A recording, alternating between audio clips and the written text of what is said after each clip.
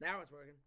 All right, folks. So we're going to take a look at section 427, right? So we did this a little bit yesterday with the rejection of Jesus at Nazareth, okay?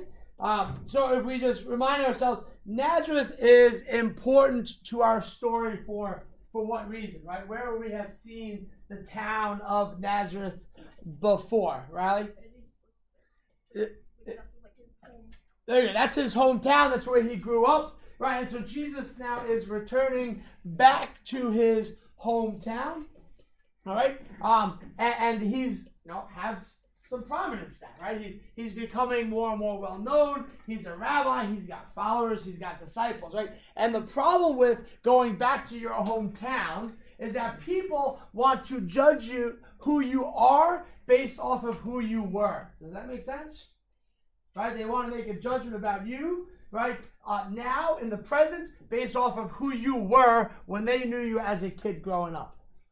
All right? I always love seeing alumni come back to school because you are so different, because you're no longer the child that you are sitting here in the desk at 14, 15 years old. You are an adult, right? You have a real world job, you have real world responsibilities, you have a family, you have children, right? And so it would be unfair for me to judge you as what kind of dad you are, or mom you are, or lawyer you are, based off of what kind of student you are sitting at my desk, right? It would be unfair for me to judge you who you are based off of who you were when you were in my class, right? And so Jesus here comes to Nazareth, and he's going to read from the scroll of Isaiah in the synagogue, all right? And at the end of the scroll, at the end of the reading, right, he rolls it up and he simply says to the people, today this scripture passage is fulfilled in your hearing. Anybody remember we said yesterday, what is he saying basically? When he reads this prophecy of Isaiah, he says what? I'm the Messiah, right? Today the scripture passage is fulfilled. In other words, I'm this guy. I'm the guy that Isaiah is talking about here in this passage. All right? And we saw the response of the townspeople, the people of Nazareth, right? There are two responses right off the bat, right? The first response is, it says they are amazed. They are gracious, right? They're like, wow, that's amazing. Who would have thought that little Jesus all this time was the Messiah? That's fantastic, right? But then there's this other response, right? There's this other response from the people of Nazareth, right? The ones who are angry. They're like, what do you mean you're the Messiah? We know you. We know who you grew up. We know your parents. We know where you lived. What do you mean? You leave, now you come back, you think you're better than us? Right? They're angry with him. They're angry with him, right? To which Jesus will reply, right? I hope they get that. I guess they can. They can pause the video if they didn't get that enough, right? Right, to which Jesus is going to reply in verse 24. Amen, I say to you, no prophet is ever accepted in his native place, right? Down below in the commentary, it says what prophet said that. Anybody want to take a guess? What prophet is going to say that, Brian? Isaiah, right? This is another one of the prophecies of Isaiah that Jesus is fulfilling here in Isaiah chapter 58. That when a prophet returns to his hometown, he's never accepted because they want to judge him based off of who he is, based off of who he was. Right? And so the prophet is never accepted. Okay? And so he comes here to Nazareth and said in verse 28, when the people in the synagogue heard this, they were filled with fury. So unfortunately, the ones who are angry win out. Right? I think too often times in our life, we listen to the voices of people who are not happy. The minority of people who are not happy, who complain. And we forget about the majority of people who are happy. Right? But here, the angry ones are the ones who are willing to act. And so they get up, they drive him out of town to the edge of the hill where they plan to throw him off it. They're going to kill him. They're going to kill him.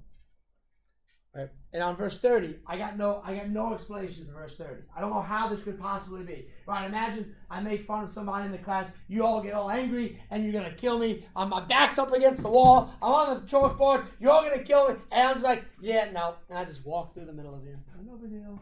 Right? It says he passed through the midst of them and went. How do you possibly just walk through an angry mob untouched? As if Jesus is saying, like, you know what? It's not my time to die. This is not how it's going to end. Right? And so he's just, yeah, I'm going to go. And he just walks through the middle of them and goes unharmed. Okay? All right. Let's make sure we get that, and then I'll take your question, Riley. So over here we got a nice little picture of the town of Nazareth, modern day. Right? Is the top of this little hill. As moderator of the hiking club, I feel qualified to show you, right, that if we were, as the hiking club, going to take a hike, we want a nice little gingerly Sunday stroll, we're going up this way here of the mountain. Right? If we want a more like strenuous, like tough hike, we'll go this way, up over here. If we want to fall to our deaths, we're going to go this way. Right? So this is probably right here, the cliff that they were going to throw him off of the hill. Right, just to show you a little bit of a picture of Nazareth in modern day. Okay. Questions? Miss Riley, you had a question. Did the people who believed in him join the mob, or did they just stay away? I would imagine they probably stayed away. You see, because the only thing that evil needs to triumph is for good people to do nothing. You understand? Right? It is vital, folks, that if you see something bad happening, you stop it. I am so amazed at the amount of people in our society that when they see something bad happen, they just pull out their phone and videotape it. How do you not just help that person? Right? Every tragedy in this country now seems to be caught on video camera. How about the guy on the video camera put that down and go help that person? Right? The only thing that evil needs to triumph is for good people to sit by and do nothing. And if we don't stand up for what we know to be true, that's going to happen. It's going to happen. Right? And that's what I think happens here in Nazareth. The ones who initially react with amazement and graciousness, they do nothing. They do nothing. They allow the mob to control the scene. All right? And now when we look back at it, what everybody remembers? They tried to kill Jesus when he returns to his hometown. They don't remember the graciousness of the people who in the synagogue did believe. All right, so section 28 we are skipping because it is the Beatitudes. Right? Section 28, notice it begins Matthew chapter 5. Right? Matthew chapter 5 is the beginning of this longer sermon, this preaching of Jesus called the Sermon on the Mount. It's during the Sermon on the Mount that Jesus gives us the Beatitudes, the Our Father, and all these other teachings that we're going to look at today on salt and light, and loving your enemies and perfection and all that kind of stuff. All right. So because we have a test tomorrow, right? We're going to hold off on the Beatitudes until Monday, right? So we have 2 days to do the Beatitudes, all right, and then we can go right into the Our Father from there. All right. So we'll come back to section 28 on Monday. I have a handout for you and everything. Right. The Beatitudes are kind of like the Ten Commandments 2.0. Right? There's only 8 of them though, not 10. So, it's not perfect. All right, so here at section 29, right? Just highlight Matthew chapter 5 for me, right? And put down the note. This chapter is referred to as the Sermon on the Mount. Right? If we were going to assign a specific, 3 chapters, Matthew 5, 6, and 7, to be like the meat and potatoes of Jesus' public ministry, it would be this. Right? I said to you guys at the beginning of class, I guess when we started this chapter, probably on Tuesday this week, that the proclamation of this chapter in our textbook is like the meat and potatoes. If we were going to really break it down even further, right? Jesus here in the Sermon on the Mount is boom, boom, boom, boom, boom, giving so many preachings and teachings that we as Christians hold to be so dear. You probably have heard of most of what he teaches during the Sermon on the Mount. I would hope, right? You've heard these one-liners before somewhere in your life, okay? So this chapter is referred to as the Sermon on the Mount. So let's go and read this first this first paragraph. Anybody want to read nice and loud for us on this beautiful rainy Thursday morning? Ben, nice and loud. This way they can hear you on the video. Or maybe I'll bring this over to you. Go ahead. This is Ben, everybody. No, you want to say no, you want to say hi. All right. Go ahead, Ben. Why don't you read? You're the salt of the earth, but the salt loses its taste. With what can it be seasoned? It is no longer good for anything but to be thrown out and trampled underfoot. You're the light of the world. A city set on a mountain cannot be hidden.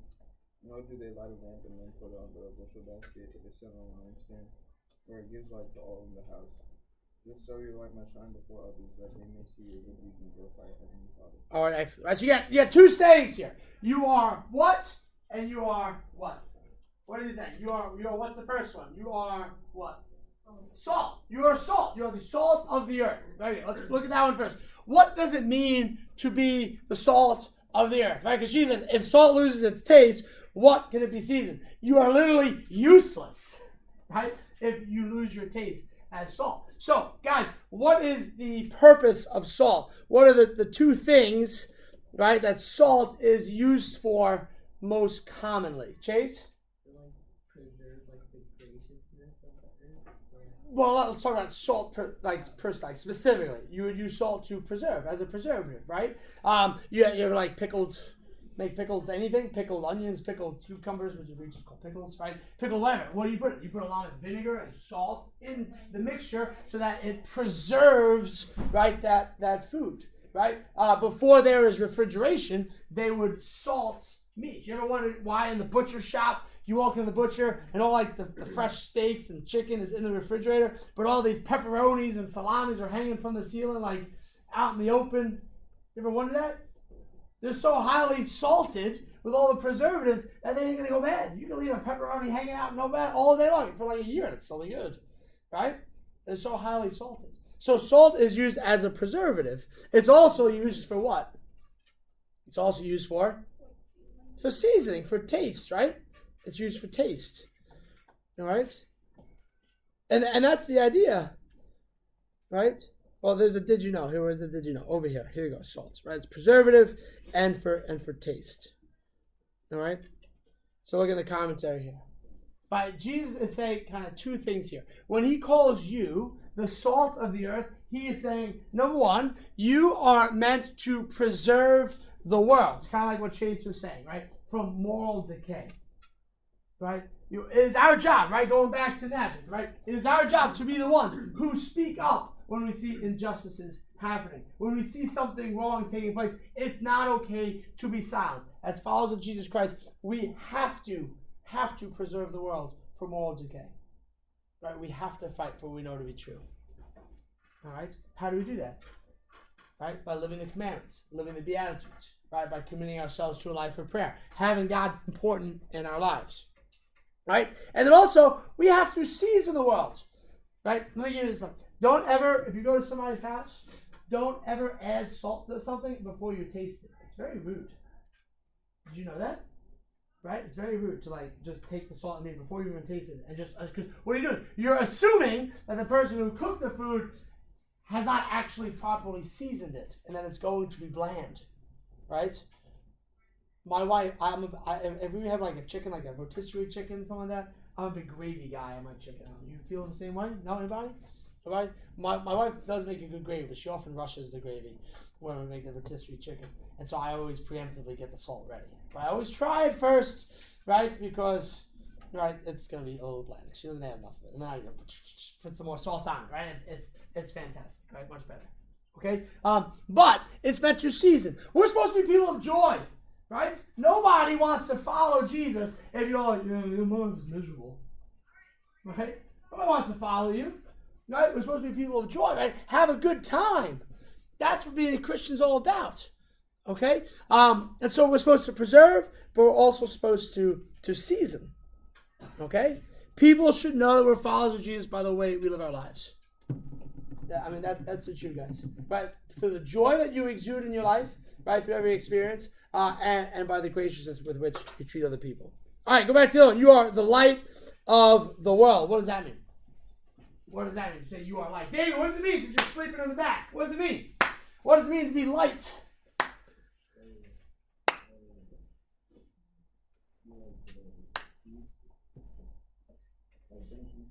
Bring peace, right? So light means peace.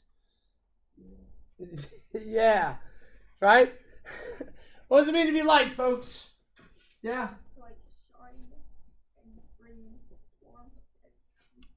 warmth. It's to bring warmth, to bring comfort, right? Notice what Jesus says, right? Nobody lights a lamp and puts it somewhere low. Does that make sense? Right? When he says you are light, it means that you are supposed to be an example for other people of Jesus Christ in their lives. Right?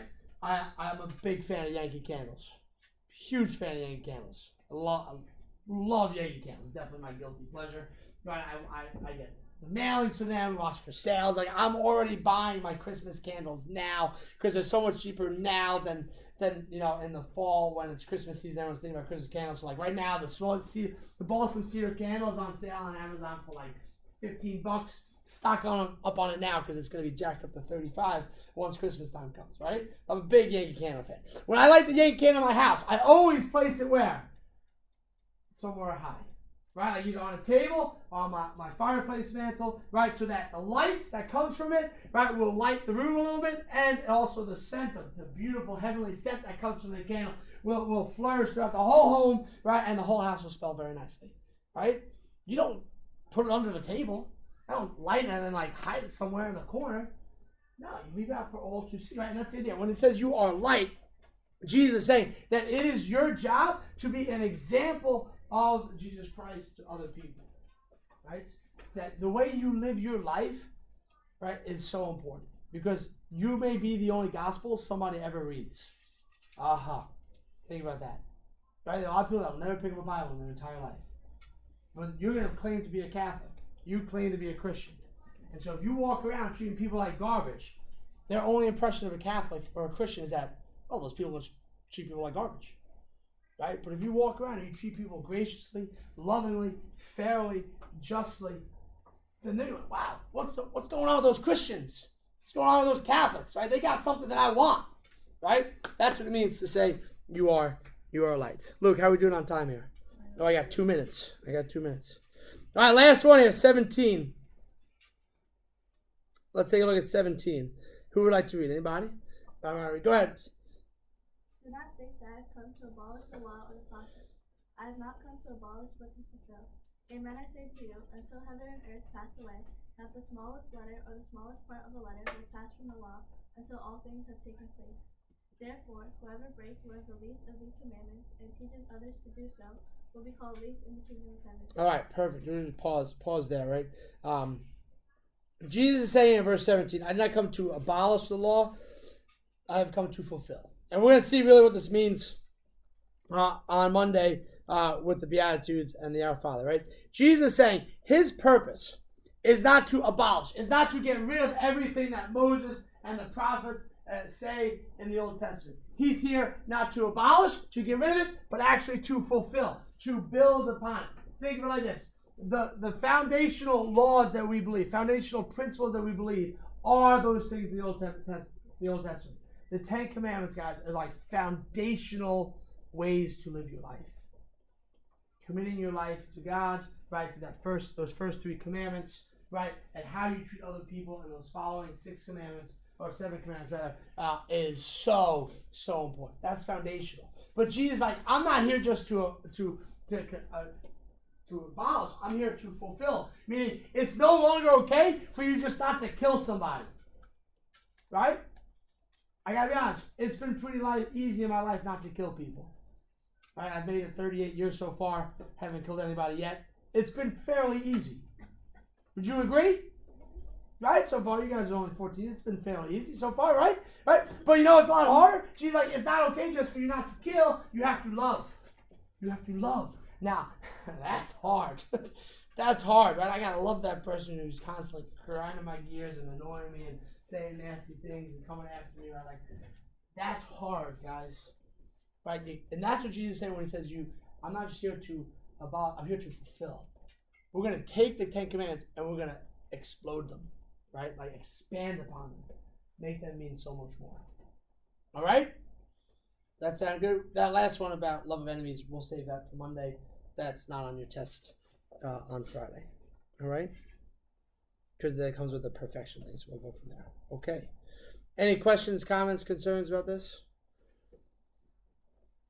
All right, great. So I'm going to hand you back your quizzes that we took yesterday so that you have those to study for your test tomorrow. All right, remember your test tomorrow, sections 17 to 24, 26, 27, 29. All right.